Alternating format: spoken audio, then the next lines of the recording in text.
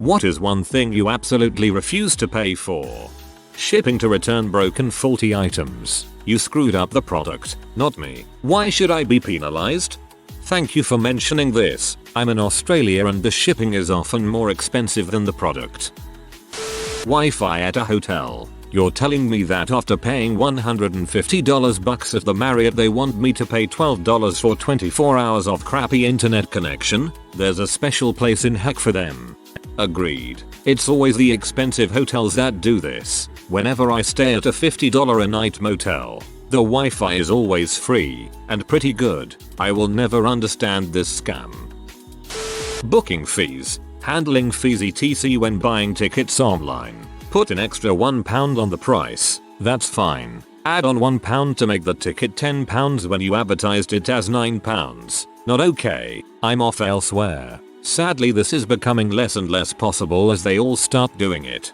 Tickets, $15. Handling fee, $1.99. Processing fee, $2.99. Privilege of buying online fee, $4.99. Just because we can, and if you don't buy it then we know someone else will, so suck it fee, $3.99. Taxes, $1.49. Fee for having to pay taxes $49. Oh, you want to pick these tickets up at the box office? Fee $2.49. Am I missing anything?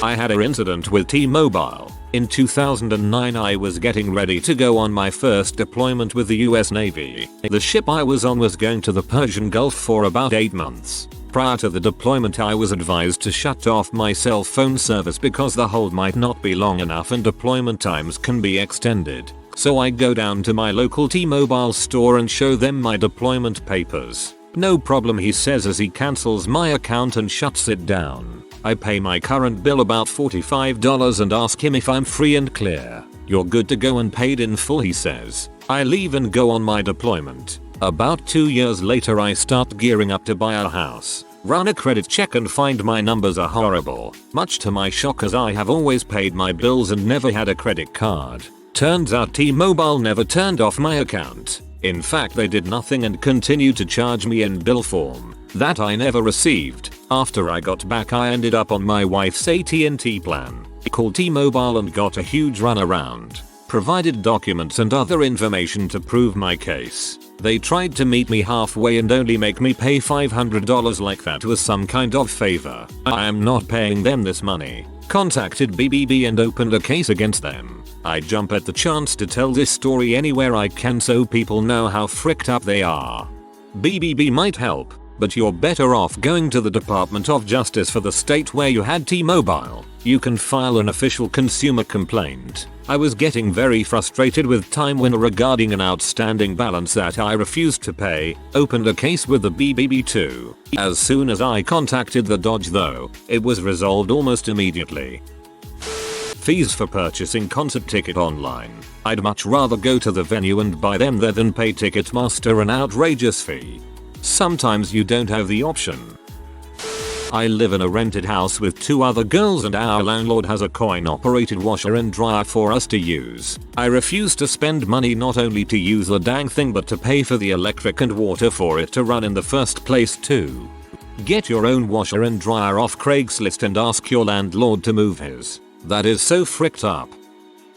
In the rural municipality I live in, you need permits for anything you do on your property. We have an old rusty shed that we would like to remove, so depending on what you want to do you have to pay the RM for a permit. Moving permit. To move the shed to a different spot on our property, $275. Demolition permit. To take apart the shed and remove it, $350. Keep in mind this is not paying for someone to move or destroy it for us. That price is if you are doing the work yourself. I can't be the only one who thinks paying for a shed to be moved or destroyed on your own property is just ridiculous. Websites like Facebook, Instagram, Twitter. I would never even think of paying for those, but I guess that's why they throw ads at us so we don't have to pay. In-game purchases. I don't care what your game is. I will not pay fricking money to speed up my fricking troops by 2 hours. Frick that. But, Zombie Brand, Popstar Eri, Infernal Nasus, The game is free. Hulu Plus. I'm not going to pay $8 a month to have a smaller selection of shows and movies than Netflix while still having to watch commercials. Online articles, journals. If I can't find a free full text somewhere, I won't use it in my paper. Luckily, almost every college will allow you access to the major databases.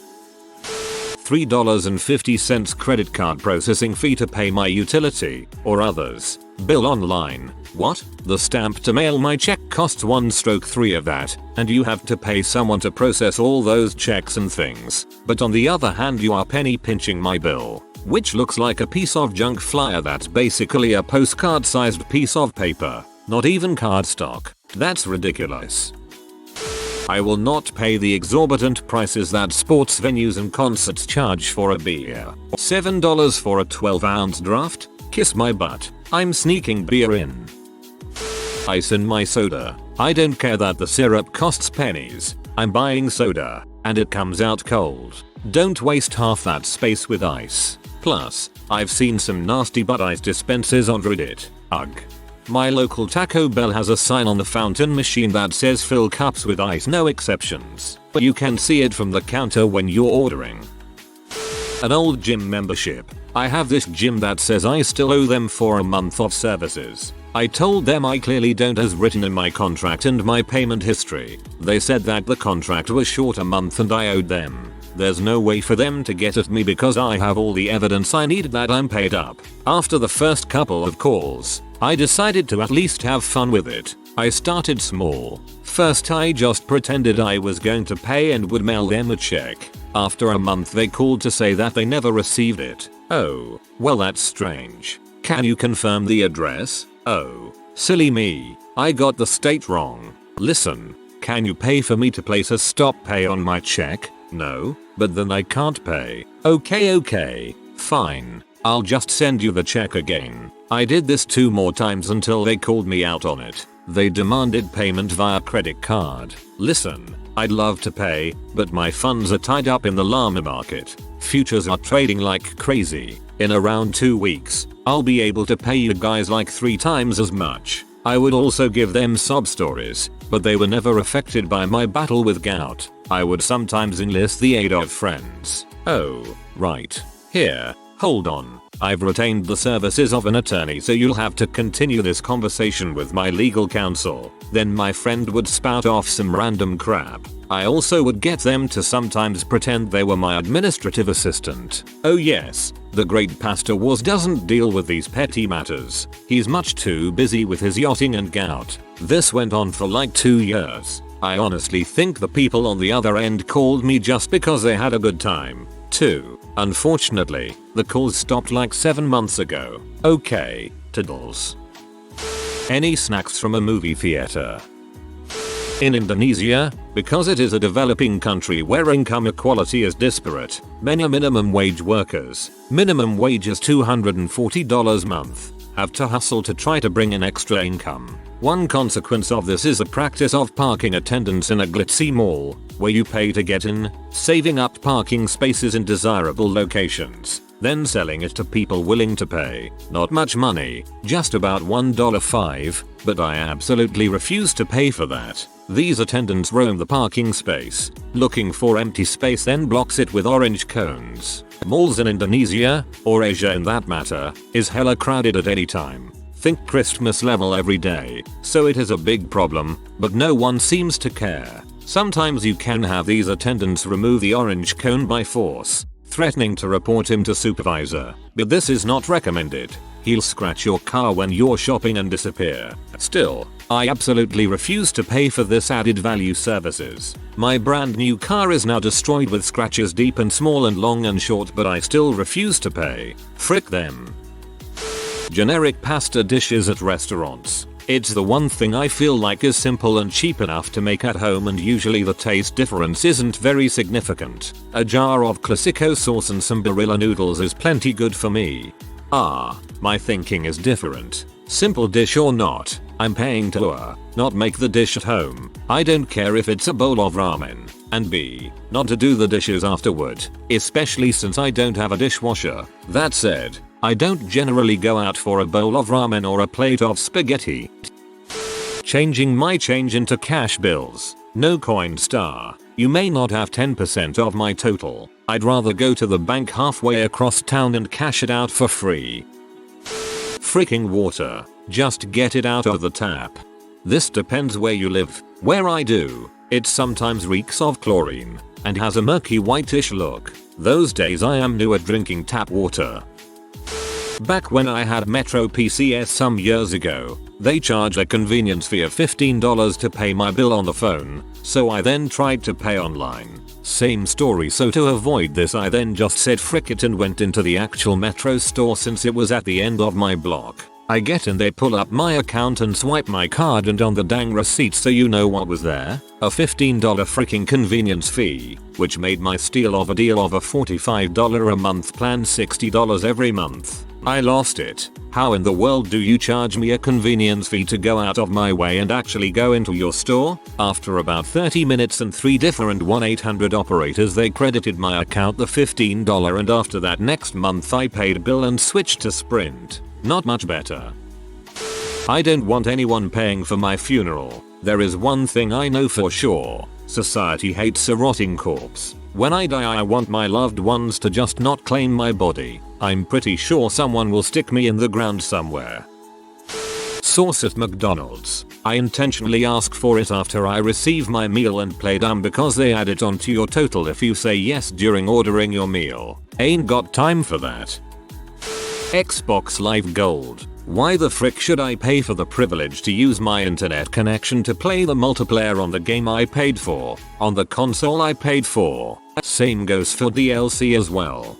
It should be noted DLC versus expansion packs. I am totally fine with additions to the game, expansion, but when there is things already on my disc, new costume or whatever that I have to pay for, no. Paying an entrance fee for clubs which already charge ridiculously much for the drinks. $10 entrance fee for a regular party with the usual and crappy music? No way. I'm going elsewhere. As a Mexican, quesadillas. They are literally the easiest thing to make yourself, second to pouring a cup of water. Frick your $2.99 quesadilla, homie. I 1000% refuse to pay into a game that has legit pay to win. Any game that gives a permanent advantage to players that pay, and also let the lesser beings that don't play compete against them, is a game that I will just stop playing. The more pay to win a game is, the less I will pay into it. The F2P game that I have sunk the most money into is by far Dota 2. I refuse to pay a monthly fee to play a game I just paid $70 for. I do not like paying the yearly fee for the console's online gaming, but since they're both doing it for the next gen, I guess I won't have a choice there. Microtransactions on games. Like in Candy Crush Saga, I would pay for the game to unlock all the levels at once. I will not be nickel and dimed to unlock them over time. There are some exceptions. If I really love a genre, Borderlands is a good example, and if they have already given good value without the use of microtransactions, I will probably pay for anything extra they come out with. My previous bank pulled a fast one. I totally forgot about a bank account until I'd found a passbook while cleaning. I'm talking a while ago. I went to the bank to withdraw the money, and lo and behold, they told me I owed them money because the account hadn't been active for a couple years. I was expecting interest in my money and they were expecting money from me after they literally robbed me. I told them what I thought of them and then told them they'd have to catch me first if they thought I was going to pay them. I am still blown away by all that. It wasn't $5 or $10 either. I see a lot of people focusing on not wanting to pay ATM fees, and I understand that. I think there should be a fee. Prepares for destruction. Do I think it should be more than $0.25 frick number? $3 to get my money? What the heck? There needs to be some cost recovery for the bank, which, let's be honest, wants you to keep your money in the bank. They had to buy the ATM, maintain it, and also have someone deliver cash and reload the cartridges. These are all jobs that cost money. You might say, well crap man, they make money off my cash. I doubt that the bank makes too much off your $120 in savings and $450 in checking. Warranties on electronics. Oh dude, I got black tea protection from Best Buy on my earbuds. Best decision ever. Let's say I spend $50 on the buds and $14 for 2-year protection. 4 months later I rip the cord at work, take them back, get a different set of equal values, so I pay nothing and pay $14 for 2 more years. The same day I decide these freaking suck, so I take them back, because I can. Generously they transferred the plan over without having to pay the fee. Crap goes on. I drop them in the toilet, rip the cord, they start falling apart, etc. etc. All in all I've probably owned $600 worth of earbuds for about $150 out of pocket. Virus and adware protection. Plenty of good free alternatives out there that are 100% legal to own and use. I had to explain to some family members, long-time Norton users, that they didn't have to pay for a product that was inferior to its free counterparts. They counted on a long-winded tangent about software piracy and that they only wanted legitimate, legal software on their PCs. I can't believe how 90s people still think nowadays. If you are new to the channel, you can subscribe. I publish new videos every day. Until then, check another video.